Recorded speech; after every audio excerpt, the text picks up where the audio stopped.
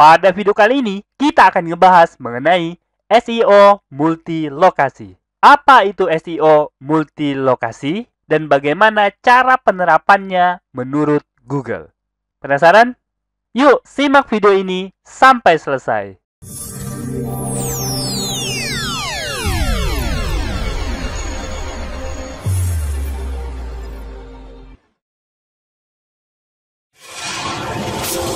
Assalamualaikum warahmatullahi wabarakatuh. Ketemu lagi bersama saya, Kanada Kurniawan, dan masih di channel kita Projasa Web. Pada kesempatan kali ini, kita akan ngebahas mengenai SEO multilokasi. Yuk, tanpa berlama-lama, mari kita langsung masuk aja ke pembahasannya. Oke, yang pertama tentu aja kita akan bahas apa itu SEO multilokasi. Nah, sesuai dengan namanya, mungkin teman-teman udah bisa menebak ya. SEO multilokasi itu adalah teknik SEO yang menargetkan 2 atau lebih lokasi sebagai target market, sehingga keyword yang dipilih juga mengikuti lokasi tersebut. Misalnya teman-teman jualan kosmetik gitu ya. Contoh lah ya, contoh ada perusahaan A berkantor pusat di Jakarta. Nah, di perusahaan A. Nah, perusahaan A ini punya produk kosmetik. Nah, kosmetik gitu ya. Dan perusahaan A itu menargetkan Jakarta, Bandung, dan Surabaya sebagai target pasarnya. Nah, secara otomatis ya, kalau dalam SEO, tentu aja keywordnya akan terpengaruh. Tentu aja kemungkinan besar yang diambil itu adalah kosmetik Jakarta, kosmetik Bandung, dan kosmetik Surabaya, dan kota-kota yang lain ya. Jadi, strategi SEO-nya itu gimana gitu ya. Nah, apakah membuat banyak landing page gitu ya untuk keyword-keyword tersebut? Nah, keyword kosmetik Jakarta, Bandung, Surabaya gitu kan. Tapi kan bedanya cuma kota aja gitu. Perlukah dibuat berbagai macam halaman gitu ya, berbagai macam landing page, tapi bedanya cuma nama kotanya aja gitu. Apakah seperti itu? Nah, seperti itu ya. Nah, kira-kira situasi seperti itulah memerlukan SEO multilokasi. Oke, lanjut ya. Jadi, untuk penerapan SEO multilokasi ini, banyak sekali model penerapannya. Banyak sekali teknik-teknik yang berbeda dalam menerapkannya ya. Nah, salah satu teknik atau pendekatan yang banyak digunakan itu adalah membuat banyak artikel dan landing page.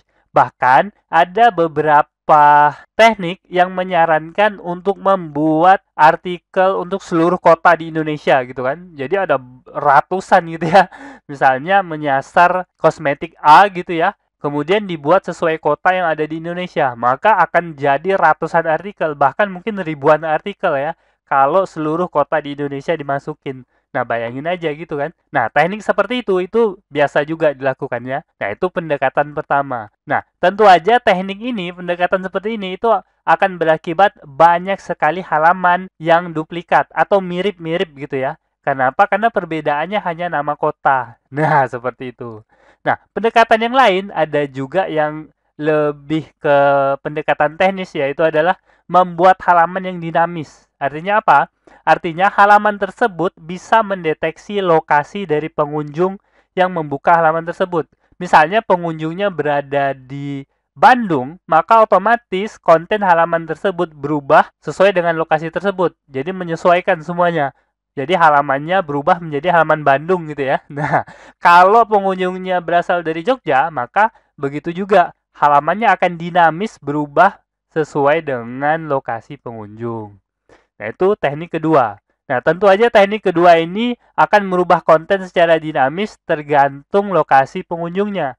Ini memerlukan pendekatan teknis atau coding gitu ya. Yang ketiga itu ada juga cara redirect. Artinya, begitu website kita mendeteksi bahwa pengunjungnya berasal dari Bandung, maka langsung diarahkan ke halaman khusus untuk orang Bandung. Nah, begitu juga pengunjung dari Jogja, dari Jakarta, dan lain sebagainya. Seperti itu. Nah, jadi minimal ada 3 jenis pendekatan atau penerapan teknik SEO untuk melakukan SEO multilokasi ini. Tapi, teman-teman harus ingat ya, nggak hanya ada 3. Ada banyak sekali teknik atau pendekatan yang bisa dilakukan untuk melakukan SEO multilokasi ini. Nah, pertanyaannya, manakah yang paling efektif dari berbagai teknik ini?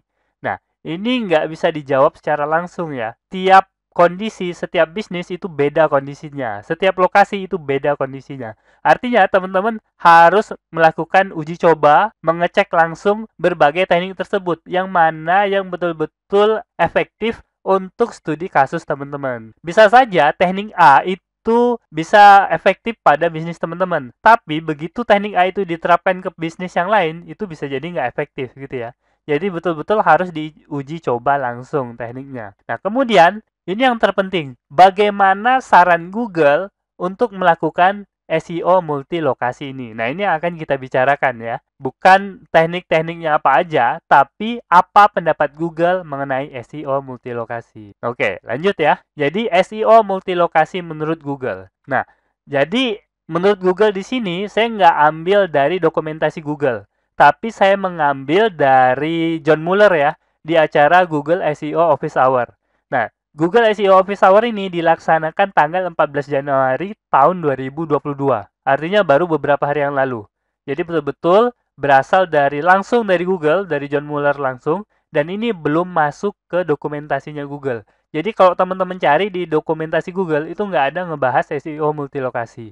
Oke, kita lanjut ya. Pertanyaan yang pertama, mungkin yang muncul di benak teman-teman itu, bolehkah menargetkan lebih dari satu lokasi dalam satu buah website? Atau justru satu website khusus untuk satu lokasi? Nah, kita lihat ya. Jawaban John Mueller itu boleh, dan itu bahkan udah umum dilakukan. Artinya satu buah website menyasar lebih dari satu lokasi itu umum banget. Dan itu nggak masalah buat Google. Nah, sekarang masalahnya, pertanyaannya, apa yang harus diperhatikan kalau kita pengen melakukan SEO multilokasi ini? Nah, jawabannya hanya satu. Jangan menggunakan teknik yang terlarang. Nah, ada banyak sekali teknik yang terlarang bagi Google ya. Teman-teman bisa baca di dokumentasinya. Salah satu yang paling sering mendapat perhatian itu adalah spam. Jangan sampai teman-teman dalam melakukan SEO multilokasi ini menggunakan teknik-teknik yang berbau spam ya. Termasuk itu tadi ya, membuat banyak halaman website tapi isinya mirip. Nah, itu bisa aja dilihat sebagai spam ya. Hati-hati teman-teman. Nah, selain itu ada juga namanya sneaky redirect. Nah, tadi kan kita udah ngomongin 3 jenis pendekatan SEO multilokasi ya. Salah satunya itu adalah redirect. Nah, redirect sebenarnya aman-aman aja ya. Tapi kalau udah berbentuk sneaky redirect, nah itu bisa bahaya. Nah, apa itu sneaky redirect? Itu adalah tindakan mengirim pengunjung ke URL yang berbeda dari yang awalnya mereka minta. Nah, jadi pada hasil pencarian Google-nya A, tapi ternyata begitu diklik, si pengunjung itu dialihkan ke halaman yang berbeda. Nah, itu nggak boleh, sneaky redirect. Jadi diingat ya, ada 2 teknik terlarang yang paling sering dilakukan orang mengenai SEO multilokasi ini. Jadi teman-teman harus hindari. Oke, sekarang kita lanjut tips-tips menurut Google ya. Jadi ada beberapa tips yang diberikan oleh John Mueller dalam acara Google SEO Office Hour itu. Yang pertama itu adalah jangan menggunakan redirect berbasis lokasi. Nah, jadi secara teknis sebenarnya redirect berbasis lokasi ini penerapannya tidak masalah. Secara teknis bisa dilakukan dan nggak bikin masalah buat website teman-teman. Bahkan mudah dilakukan secara teknis. Nah, bahkan sebagai pengguna juga itu juga nggak masalah. Artinya pengguna website teman-teman itu nggak akan merasakan masalah gitu. Bahkan mungkin mereka senang karena begitu masuk gitu langsung dilayani sesuai dengan lokasi mereka. Nah, tapi masalahnya secara SEO ini bisa jadi masalah besar. Nah, itu dia. Masalah besarnya dalam hal apa? Nah, yang pertama itu adalah proses crawling Google itu hanya dilakukan dari satu lokasi. Nah, kalau teman-teman mempersiapkan 10 lokasi misalnya berbasis lokasi pengunjung gitu ya. Nah, dari sisi Google gitu hanya bisa mengcrawling satu aja. Karena Google hanya melakukan crawling dari satu lokasi. Artinya, 9 halaman yang teman-teman udah siapin itu nggak bakal di-crawling oleh Google. Nah, efeknya apa? Karena nggak di-crawling, tentu aja nggak bisa masuk ke indeks Google. Kalau nggak masuk ke indeks Google, maka tentu aja nggak bisa di-ranking. Nah, jadi masalah kan? Jadi teman-teman harus memperhatikan teknik SEO yang teman-teman terapkan. Nah, masalah yang kedua, kalau ternyata halaman itu selalu di-redirect, maka bisa aja halaman tersebut dianggap telah berpindah oleh Google. Nah, itu merupakan salah satu sinyalnya ya. Kalau suatu halaman itu di-redirect terus, maka bisa saja Google menghapusnya dari indeks. Nah, gitu. Karena dianggap udah nggak ada lagi gitu ya. Udah pindah URL-nya. Nah, jadi teman-teman harus hati-hati kalau menerapkan teknik redirect ini. Nggak bisa asal ya, harus betul-betul dikaji. Nah, oke. Itu tips yang pertama dari John Mueller ya, mengenai SEO multilokasi. Nah, tips yang kedua itu adalah gunakan banner atau notifikasi. Nah, maksudnya apa? Jadi, John Mueller itu kan tidak menyarankan menggunakan redirect ya. Sebagai penggantinya, John Mueller menawarkan teman-teman pakai banner aja atau notifikasi. Nah, artinya, begitu pengunjung masuk, itu langsung muncul notifikasi sesuai dengan kota mereka berasal gitu ya. Misalnya pengunjung dari Bandung, akan muncul notifikasi. Nah, ini halaman yang lebih cocok untuk orang dari Bandung misalnya, seperti itu ya. Nah, itu bisa dimanipulasi lah ya, bisa diolah, bisa dibuat sedemikian rupa supaya lebih menyenangkan bagi pengunjung. Tapi yang jelas tekniknya seperti itu, menurut John Mueller. Jadi, Google menyarankan lebih kepada penggunaan notifikasi atau banner daripada penggunaan redirect. Kelebihannya tentu aja kalau pakai banner atau notifikasi, pengguna itu bisa memilih mau tetap di halaman yang sama atau berpindah ke halaman yang sesuai dengan lokasi mereka. Nah, selain itu, kalau teman-teman pakai notifikasi atau pakai banner, itu tidak akan mengganggu pengguna dan tidak akan mengganggu proses crawling. Jadi aman ya, dari sisi SEO-nya aman. Nah, dan terakhir, dari John Mueller itu sarannya itu adalah jangan membuat landing page dengan konten serupa dalam jumlah yang banyak. Nah, ini tentu aja seperti teknik yang udah kita bicarain sebelumnya ya. Jadi jangan membuat artikel atau landing page untuk semua kota di Indonesia. Bayangin aja, bisa berapa ribu gitu ya, bisa banyak banget artikel yang mirip atau artikel duplikat yang dibuat dalam satu website. Nah, kenapa? Karena bisa aja artikel-artikel tersebut yang mungkin ratusan artikel itu dilihat oleh algoritma web spam Google sebagai salah satu tindakan spam. Nah, kalau udah dinilai sebagai web spam, nah itu bakal jadi masalah ya. Bisa saja website teman-teman kena penalti dari Google. Nah, efeknya berkepanjangan dan sangat berat. Jadi, sebisa mungkin teman-teman menjauhi berbagai teknik yang berbau spam. Berapa jumlah yang dibolehkan dari Google? Nah, kalau dari John Mueller sendiri menyebutkan kalau seseorang itu bikin artikel sebanyak negara bagian di Amerika Serikat itu masih nggak apa-apa. Nah, teman-teman tahu ya, negara bagian di Amerika Serikat itu ada 13 negara bagian. Artinya, kalau teman-teman bikin artikel 13 buah untuk masing-masing kota gitu ya. Misalnya ada Bandung, ada Surabaya, sampai 13 buah artikelnya atau landing page-nya, itu masih nggak apa-apa. Nah, tapi kalau udah bikin ratusan, atau mungkin di atas 50 gitu ya, itu bakal jadi masalah. Jadi teman-teman harus pilih betul-betul kota yang betul-betul menjanjikan. Nah, begitu sudah dipilih, teman-teman betul-betul melayani target market tersebut. Oke, mungkin itu aja ya. 3 tips SEO multilokasi dari John Mueller, Google. Nah, kita sampai kepada simpulan ya. Jadi simpulannya sederhana aja. Buatlah artikel atau landing page per target lokasi. Tapi pastikan jumlahnya dalam jumlah yang wajar. Jangan sampai berpuluh-puluh gitu ya. Cukup targetkan lokasi-lokasi yang betul-betul menguntungkan. Oke, mungkin itu aja informasi yang bisa saya sampaikan pada video kali ini. Semoga aja video ini dapat bermanfaat buat teman-teman. Dan saya akhiri. Assalamualaikum warahmatullahi wabarakatuh.